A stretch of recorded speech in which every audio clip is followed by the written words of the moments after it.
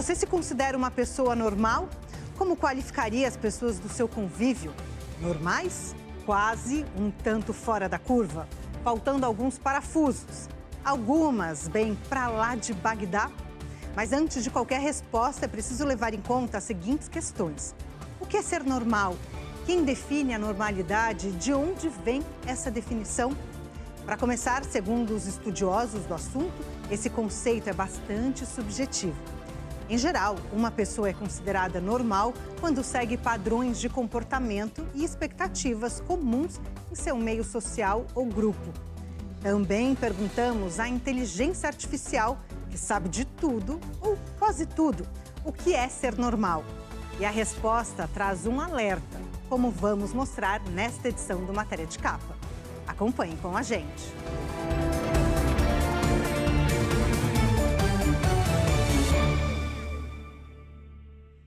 Pessoas que seguem padrões de comportamento e atitudes e adotam crenças comuns em seu meio social são tidas como normais.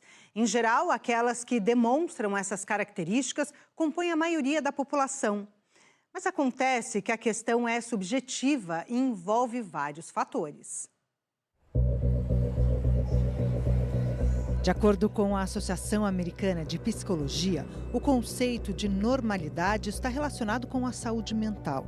E uma pessoa pode ser considerada normal quando é livre de conflitos internos, demonstra a capacidade de pensar e agir de forma racional e organizada, revela habilidade para lidar com os problemas comuns da vida, é livre de distúrbios emocionais como ansiedade e persistente frustração.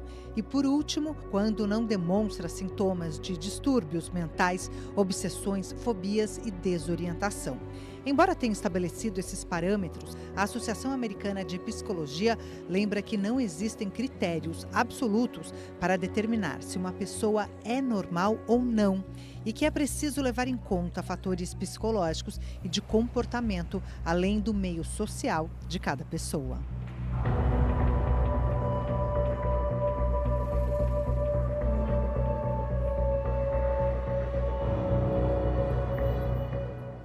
Quando se trata do conceito de normalidade, não se pode esquecer um ponto fundamental. Não existe uma definição universalmente aceita para considerar uma pessoa normal. Acima de tudo, quando se discute essa questão, é preciso levar em conta o que é considerado normal num grupo ou numa sociedade. Pode ser visto como incomum ou até anormal em outra. Para a maioria dos estudiosos, uma pessoa normal é descrita como alguém com saúde mental perfeita, capaz de lidar com estresse e adversidades e que possui uma visão positiva da existência. De acordo com as estatísticas, normais são aqueles que apresentam as características comuns à maioria da população.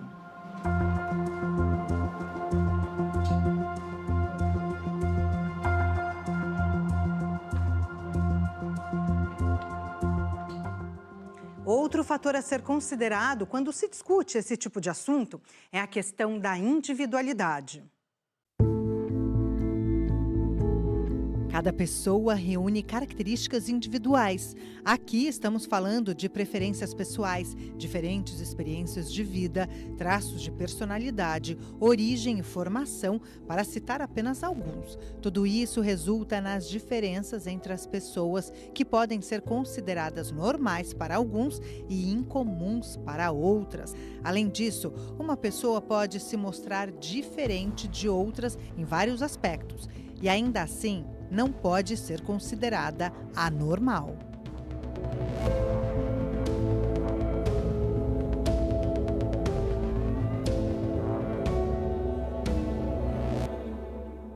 Diferentes culturas têm padrões distintos que costumam orientar a vida de seus povos. Vamos ver agora o que pode mudar de uma para outra. Cada país tem seus marcadores sociais que acabam determinando o modo de vida da população. Para alguns, a família funciona como o centro de tudo e os filhos seguem rigorosamente as normas estabelecidas pelos pais. Em outros, a independência e a individualidade devem ser valorizadas. A educação é prioridade máxima nas sociedades mais desenvolvidas, além do emprego e das relações pessoais. Mas esses fatores são influenciados pelas condições socioeconômicas e podem mudar com o tempo.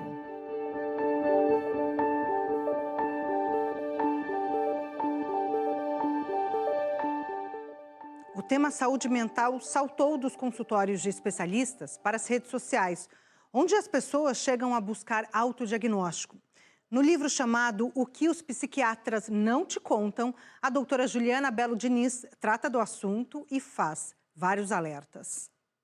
Quando a gente acessa as redes sociais e trafega pelos conteúdos das redes sociais... Quando se trata de discutir o tema dos adolescentes e as redes, a doutora diz que o problema é muito maior porque envolve uma questão social, o sistema educacional e as relações familiares.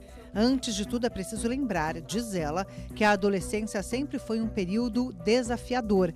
Mas hoje não se trata apenas de um grupo de jovens de 15 anos envolvidos em algumas confusões. O problema é que eles são expostos a inúmeras situações de risco nas redes e podem ser influenciados por adultos mal intencionados. O livro chama atenção para o fato de que as famílias precisam estar preparadas para os desafios de um mundo interconectado, muito diferente daquele representado pela família, os vizinhos e a escola. Hoje as redes expõem todos a um universo amplo de onde não se sabe o que teremos pela frente. Do ponto de vista da psiquiatria, quando a gente acessa as redes sociais e trafega pelos conteúdos das redes sociais, o que mais chama atenção é o reducionismo. É você tratar a psiquiatria como se ela fosse uma lista de sintomas que indica o tratamento específico e que com certeza vai resolver aquele problema. Os pais, muitas vezes, eles se sentem sobrecarregados, então, para eles, falta tempo e falta disposição, às vezes falta energia para interagir com essas questões relacionadas às redes. Muitas vezes, eles próprios estão presos às suas redes sociais, consumindo esses conteúdos reducionistas.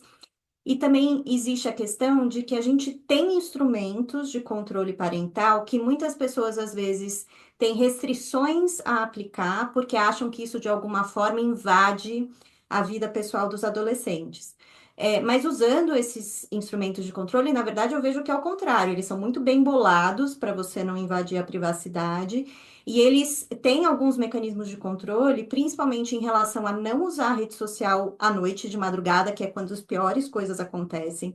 Então, é muito importante não deixar os adolescentes e as crianças com acesso livre à rede social de madrugada, quando eles deveriam estar dormindo, sem supervisão. E isso os mecanismos de controle parental fazem muito bem. E a reduzir o número de horas, mas também é importante lembrar que é preciso dar alternativas. Né? Não adianta tirar o celular e deixar a criança olhando para a parede. Ela tem que ter algo alternativo para fazer nesse tempo. E a gente também tem que oferecer, eu acho que ambientes mais ricos, né? E aí é uma questão que é até social, que vai além dos pais. Daqui a pouco, veja o que a inteligência artificial tem a dizer sobre normalidade. E ainda, o que será que as pessoas falam nas redes sobre ser ou não normal?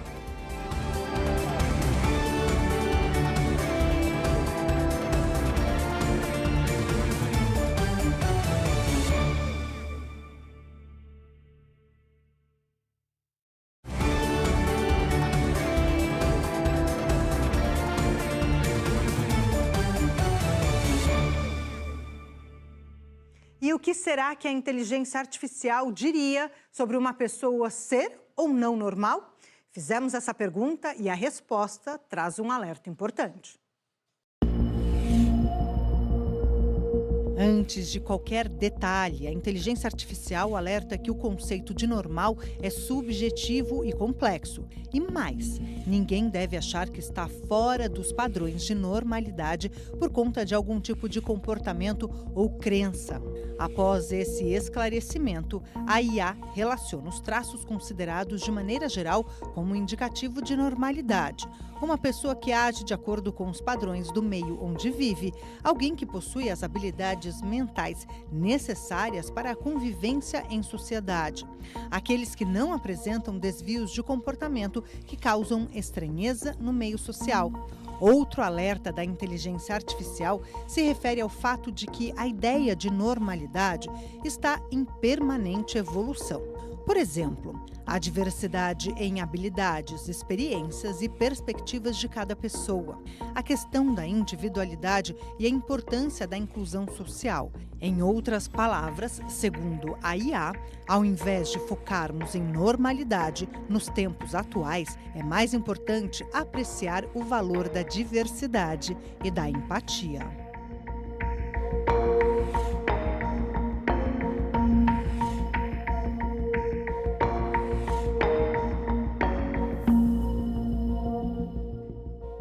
Uma passada pelas redes sociais dá uma ideia de como as pessoas encaram a questão da normalidade.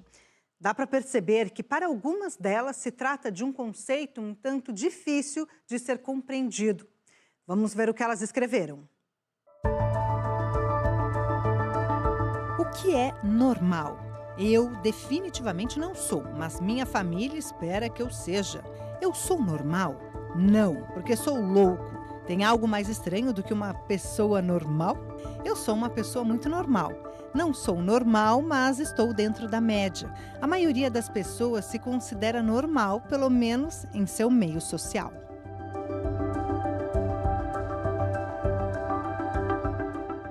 É correto dizer que existem alguns graus de normalidade? Essa foi mais uma das perguntas que fizemos à doutora Juliana Belo Diniz. Não existe uma definição de normal, de ser humano normal, do ponto de vista emocional ou psiquiátrico, por um motivo muito simples. A variabilidade individual é muito grande. O cérebro, todos os nossos órgãos são de alguma forma plásticos, mas o cérebro é extremamente plástico. Ele muda muito conforme a nossa experiência. Então, se você pegar dois cérebros, eles nunca vão ser iguais, mesmo que eles sejam de gêmeos idênticos, que têm a mesma carga genética. Tamanha é a variabilidade que a gente vai adquirindo ao longo da vida. Como a variabilidade individual é muito grande, a gente não tem como definir o que seria uma normalidade, né? O que a gente sabe é o seguinte: existem situações em que as pessoas sofrem muito. Então, qual que é o nosso limite para dizer que aquilo é normal ou não? A gente tenta entender aquela pessoa, naquela circunstância, e tenta fazer essa avaliação. Será que com os recursos que ela já tem, ela é capaz de sair daquilo sozinha, ou a coisa está se enroscando de um jeito que a gente começa a se preocupar? Às vezes a gente pega, sei lá, pessoas que têm atitudes que para a gente são extremamente estranhas, mas que dentro do contexto familiar são completamente normais. Né? E a gente vai dizer o quê? Que aquilo é anormal? Não, dentro daquela família é como aquela pessoa aprendeu a viver, então faz todo sentido. Por isso que a gente não entra nesse mérito.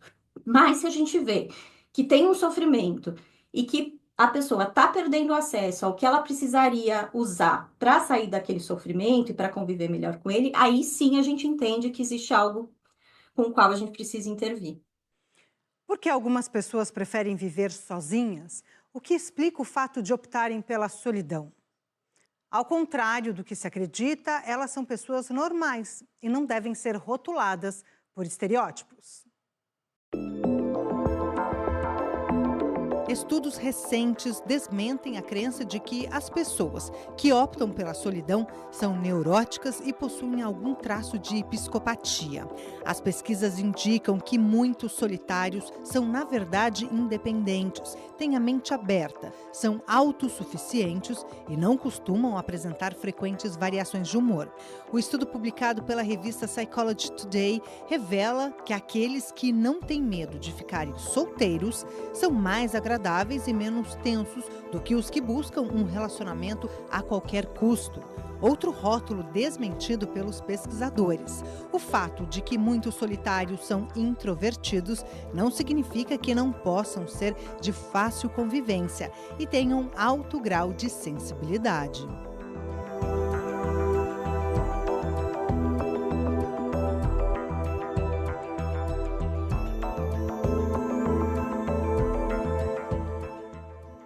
algumas pessoas são más e revelam um comportamento fora de qualquer padrão aceito socialmente? Não existe uma única resposta para isso. Mas estudos mostram que quando uma pessoa age com maldade, significa que ela reúne um ou mais traços comuns nesse tipo de personalidade. Estudo publicado pelo Journal of Personality and Social Psychology aponta as causas principais que despertam uma natureza má em algumas pessoas. A primeira, baixa autoestima. Segunda, insatisfação, seja com questões pessoais ou relacionamentos. E ainda, dificuldade para controlar emoções, transtorno de personalidade, traumas do passado, ciúmes ou inveja, depressão e comportamento herdado de pais, familiares ou pessoas próximas.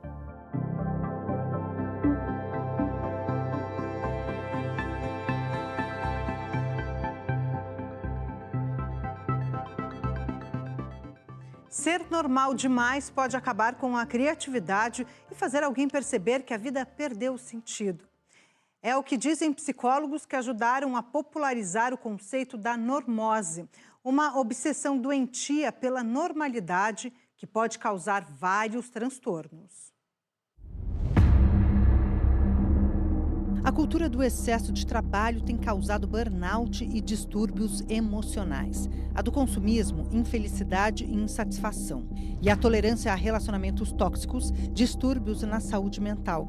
Esses são apenas alguns exemplos da normose no dia a dia. O conceito foi popularizado na década de 1980 pelo psicólogo e antropólogo brasileiro Roberto Crema e pelo psicólogo francês Jean-Yves Leloup, em colaboração com o também psicólogo francês Pierre Weil. Em 2006, eles lançaram o livro Normose, a patologia da normalidade. Crema diz que a normose ocorre em uma sociedade que passa por um desequilíbrio crônico e se torna epidêmica em períodos de grandes transições culturais, quando o que era normal de repente se torna absurdo, até desumano. Foi o que aconteceu no final do período romano em relação à perseguição de cristãos e no século XIX, com a perda de sustentação moral da escravidão, por exemplo. Segundo ele, é o que está ocorrendo nos tempos atuais, com a crise dos sistemas de produção, trabalho e valores. Enquanto a maioria se adapta a um ambiente social doente, quem resiste à normose é visto como um desajustado. Um exemplo. Como pais que garantem uma boa vida aos filhos são taxados de vagabundos ou loucos por levar as crianças à praia no meio da semana? Ao pensar que um dia na natureza fará mais bem a elas do que horas sentadas na sala de aula, será que elas não são saudáveis? E os outros, doentes?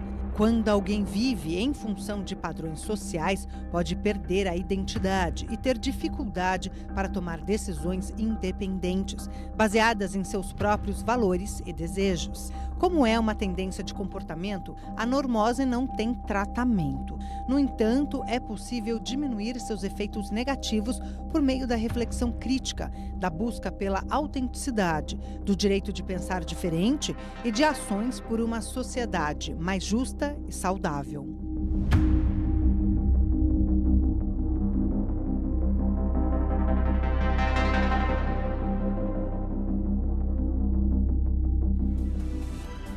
Daqui a pouco, você se considera excêntrico? Veja o que os especialistas dizem sobre isso. E ainda os caminhos para se transformar na pessoa que você gostaria de ser.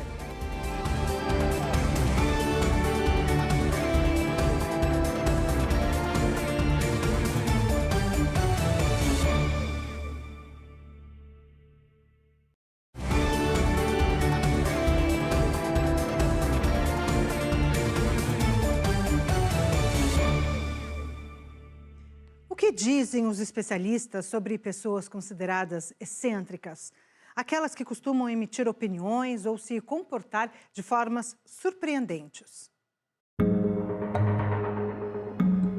Aqueles que gostam de se vestir de maneira diferente, de apresentar ideias incomuns e ignorar determinadas normas sociais, certamente já receberam um rótulo de excêntricos. Podem até escapar de um certo padrão de normalidade, mas nada além disso. De acordo com o dicionário Oxford, um excêntrico é uma pessoa não convencional, que manifesta opiniões ou comportamentos diferentes da maioria. Algumas pessoas já nascem com tendências excêntricas, enquanto outras adquirem com a idade. O psicoterapeuta Sean Grover, autor do livro Shortcuts to a Happier Life, ou Atalhos para uma Vida Melhor, aponta 3 características dos excêntricos. Aqueles não interessados em seguir a multidão, seja em tendências, moda ou gosto musical, não têm medo de se colocar contra a corrente e de manifestar suas opiniões. Atraem o ódio daqueles que desafiam, mas não se preocupam em colecionar inimigos.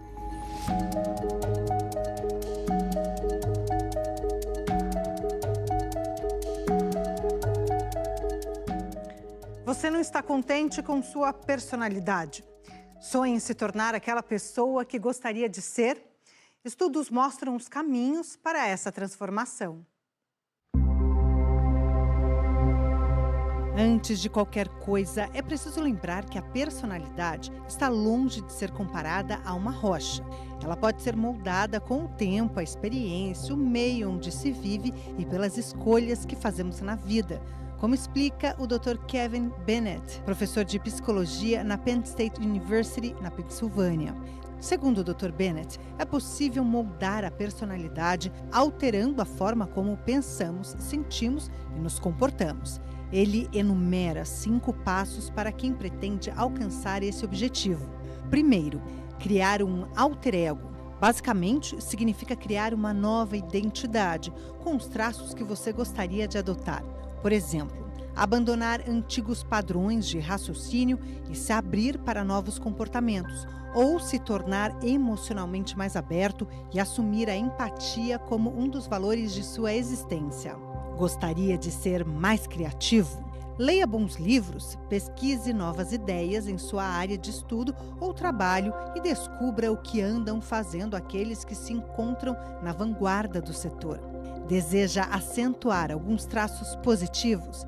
Pode parecer estranho, mas comece enviando mensagens nesse sentido para o seu cérebro. Converse consigo mesmo e reforce os pensamentos alinhados com esse objetivo. Pretende ser mais aberto a novas experiências? Comece com pequenos passos. Se a intenção for se tornar emocionalmente estável, pratique um relaxamento diário e exercícios de respiração, além de alguns momentos de meditação.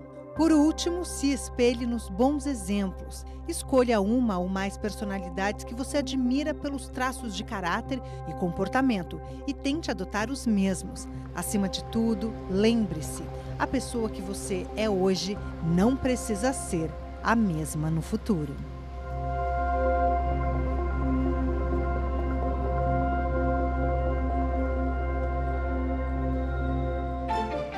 Para o psicanalista e filósofo alemão Erich Fromm, a principal tarefa de cada ser humano deve ser o desenvolvimento de todo o seu potencial. E o resultado desse esforço será a criação da própria personalidade.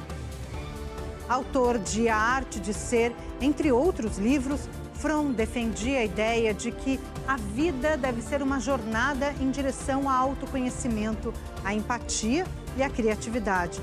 São esses recursos, segundo ele, que valorizam nossa condição humana.